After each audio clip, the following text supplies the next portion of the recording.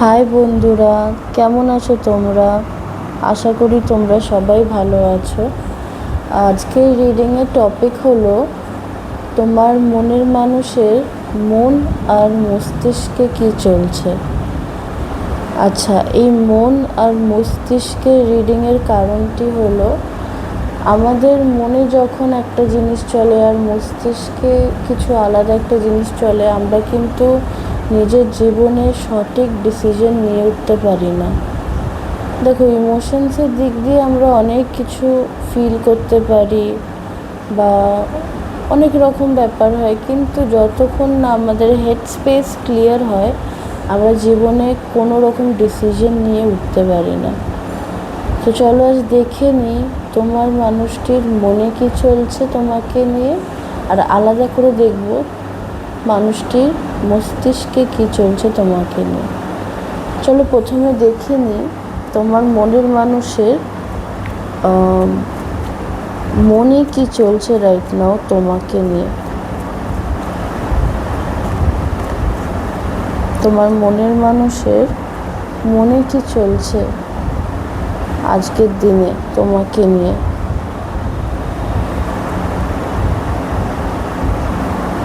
আমার এই ভিডিওসগুলো সবকটাই টাইমলেস, আর যেই ভিডিওসগুলো একটা নির্দিষ্ট টাইমের জন্য আমি বানাই ওটা আমি অলরেডি মেনশন করে দিই, কিন্তু আমার এই ভিডিওটা যখনই তোমাদের সামনে আসবে তখনই তোমাদের সাথে রেজোনেট হবে, সেই টাইমটার জন্য তোমাদের সাথে রেজোনেট হবে।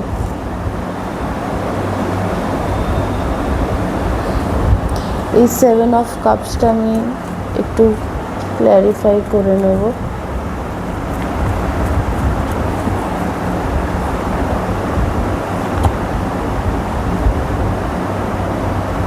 আচ্ছা, আমি এই দুটো কার্ডও তাহলে ক্ল্যারিফাই করে নিই, যেহেতু ওই কার্ডটা ক্ল্যারিফাই করেছি।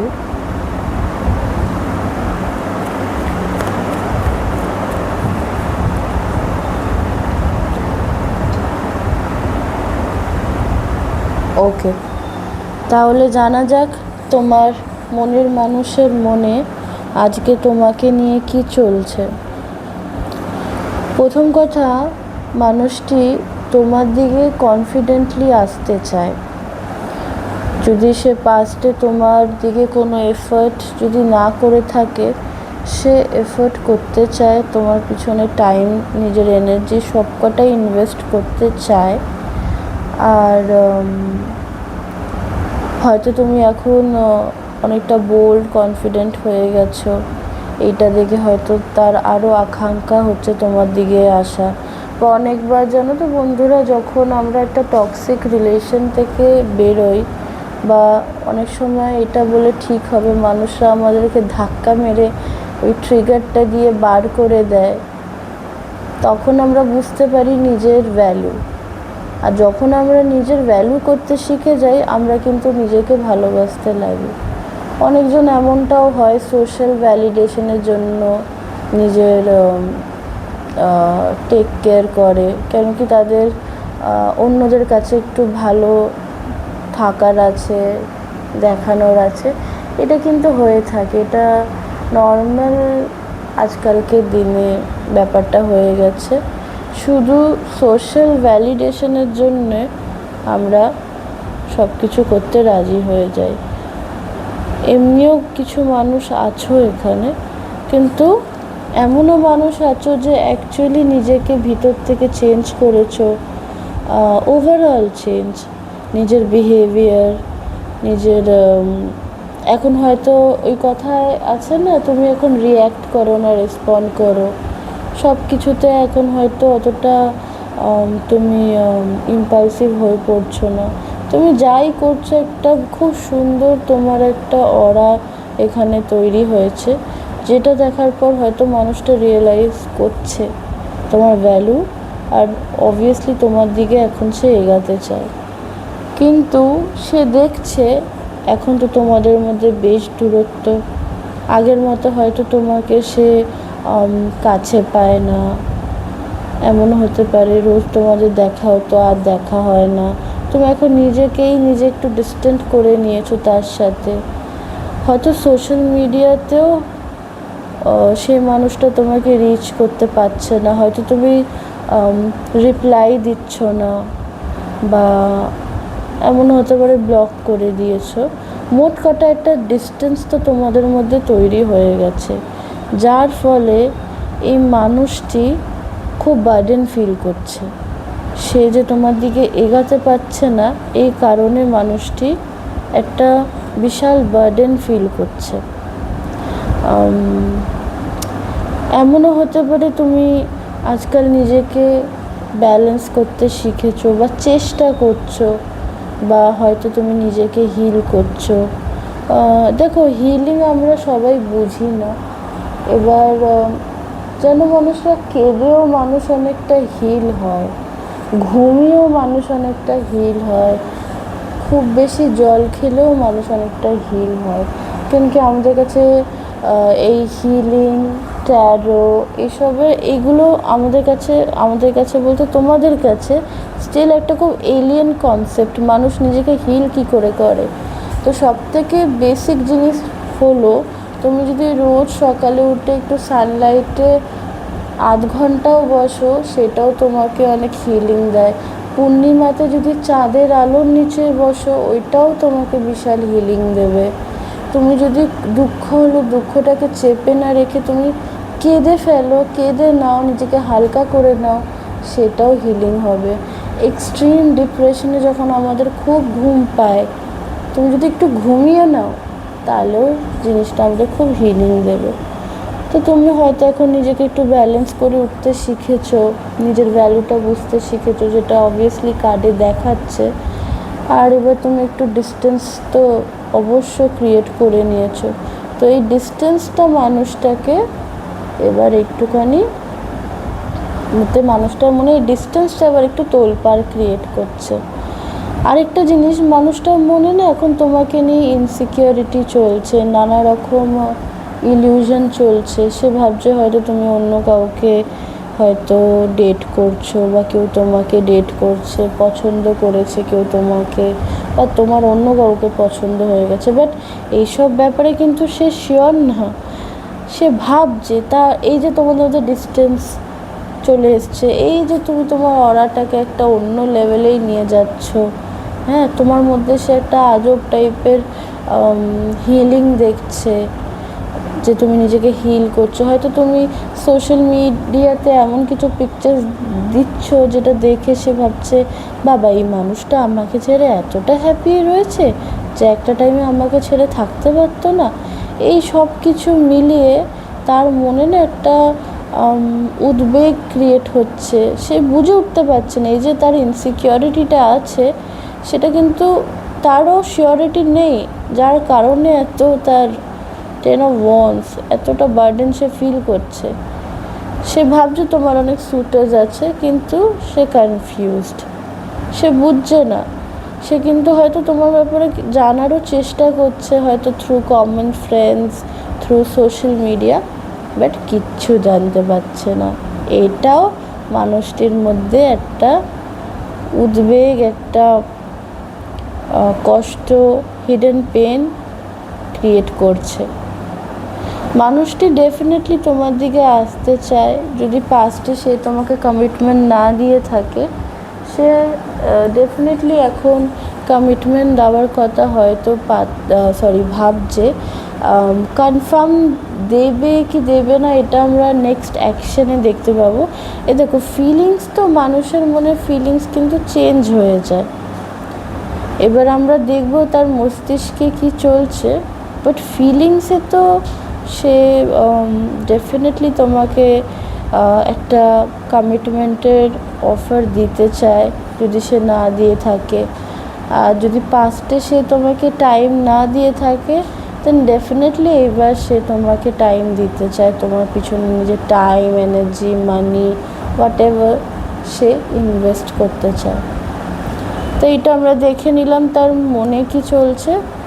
এবার চলো দেখে নিই মানুষটির মস্তিষ্কে কি চলছে। মানুষটি ইমোশনালি তো তোমাকে নিয়ে কী ভাবছে আমরা দেখলাম। এবার চলো সে প্র্যাকটিক্যালি তোমাকে নিয়ে এবার কী ভাবছে, কেন কি ব্রেন তো ইমোশনস বোঝে না, সে প্র্যাকটিক্যাল সিনারিওসগুলো বোঝে। এবার দেখে নিই প্র্যাকটিক্যালি সে কী ভাবছে তোমাকে নিয়ে।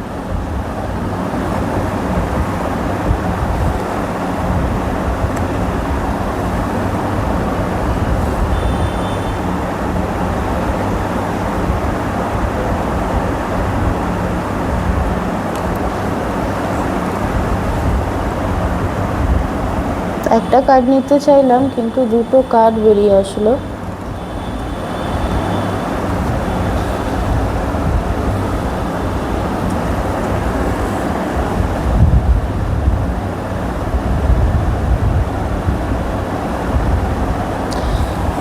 প্র্যাকটিক্যালি সে কী ভাবছে, প্র্যাকটিক্যালি সে প্রথম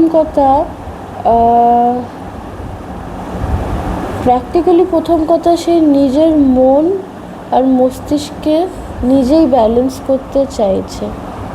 প্রথম কথা এমনও হতে পারে এই মানুষটি নিজস্ব লাইফে কিছু ট্রমা দিয়ে চলছে বা গেছে রিসেন্টলি, তো যেখানে দাঁড়িয়ে ইউনিভার্স হয়তো তাকেও হিলিং দিচ্ছে। হতে পারে এই সম্পর্কটা যতটা তোমায় কষ্ট দিয়েছে, হয়তো এই সম্পর্কটা এনাকেও কিছু কষ্ট দিয়েছে। কেন কি দেখো, কর্ম আমাদের কাউকে ছাড়ে না।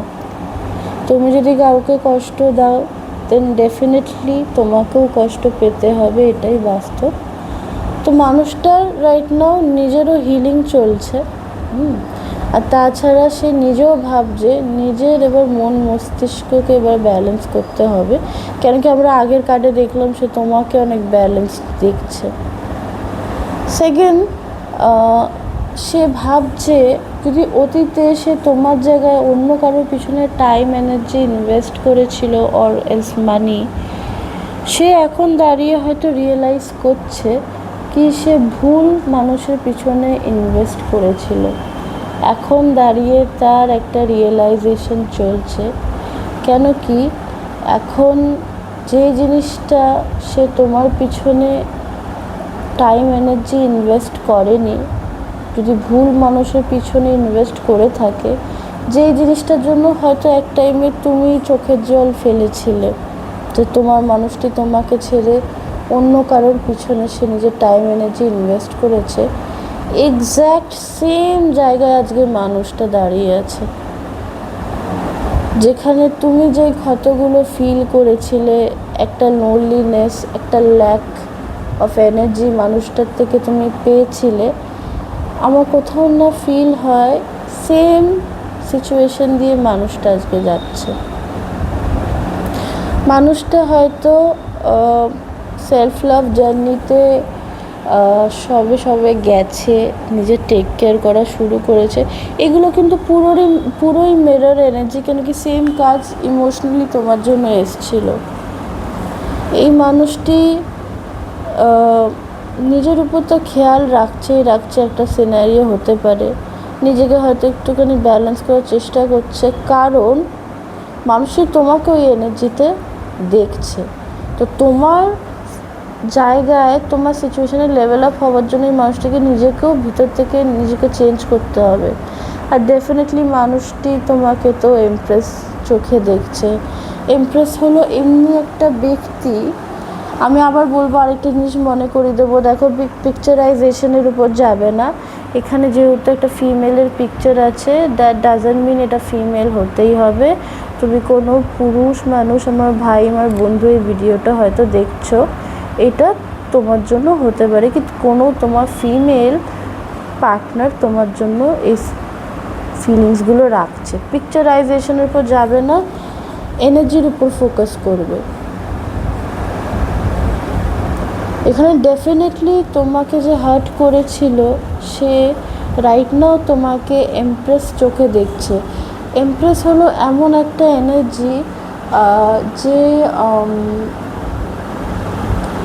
যে খালি নিজেকে ভালোবাসে না, সে কিন্তু সবাইকে ভালোবাসে, সবাইকে নিয়ে চলতে জানে, সবাইকে ভালোবাসে।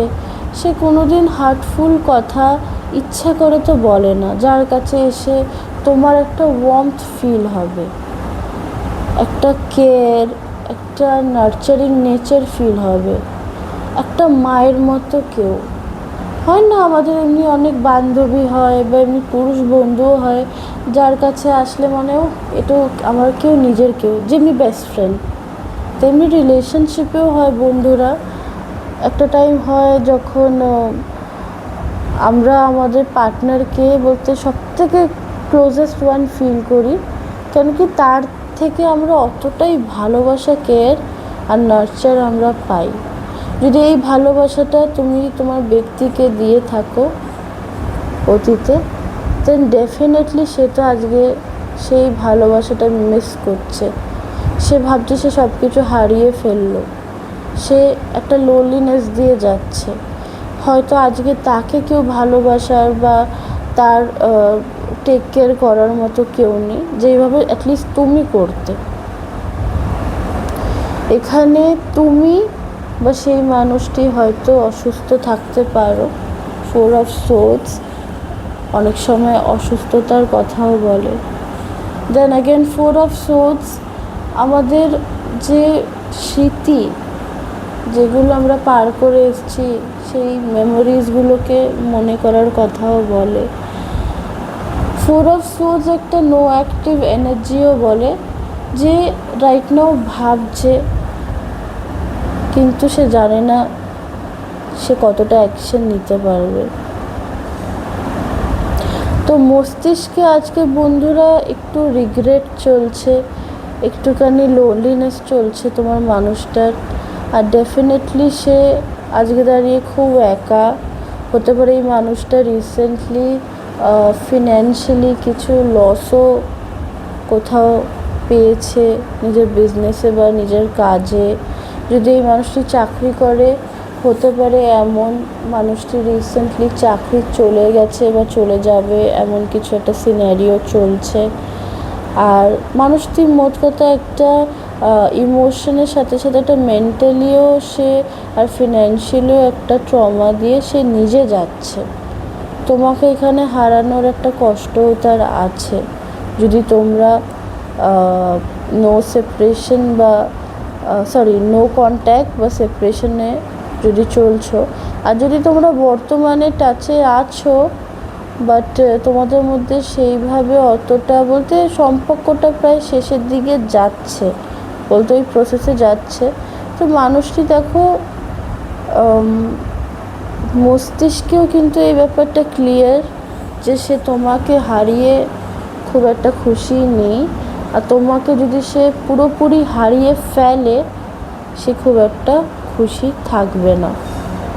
তো বোথ ইমোশনালি আর মেন্টালি আমরা দেখতে পেলাম মানুষটি কিন্তু তোমাকে নিয়ে ভাবছে, তোমাকে ভোলেনি।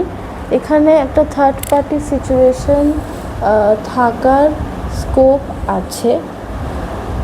আর যদি এখানে third party purely involve, fully and purely involved হয়েও থাকে, মানুষটি কিন্তু তোমাকে ভোলেনি, মানুষটি তোমাকে ভুলতে এখনও পারেনি। চলো এবার দেখে নিই তোমার মানুষটির অ্যাকশন কী হতে পারে, তোমার মানুষটির নেক্সট অ্যাকশন কী হতে পারে তোমার দিকে। মানুষটি কি আদেও কোনো অ্যাকশন নেবে তোমাদের দিকে?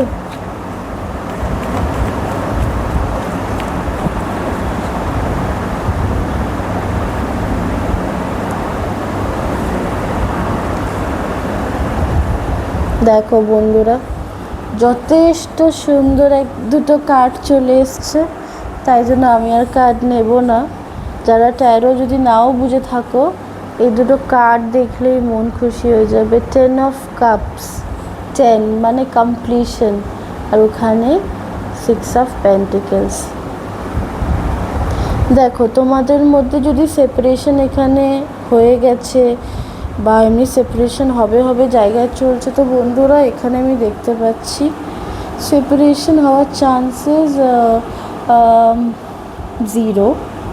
তারপর দেখো বন্ধুরা, সবটাই আমাদের ঈশ্বরের হাতে। কিন্তু বন্ধুরা যদি অ্যাকশনের কথা বলি, এখানে ডেফিনেটলি অ্যাকশন আসবে। কেন কি 10 of Cups, এখানে হারমোনি আসছে, পজিটিভিটি আসছে, আর এখানে কমিটমেন্ট ডেফিনেটলি আসছে। আর তোমরা যদি অলরেডি কমিটেড রিলেশনশিপে আছো আর তোমাদের একটু প্রবলেম চলছে, এখানে ম্যারেজটা কনফার্ম দেখাচ্ছে অন দ্য কার্ডস।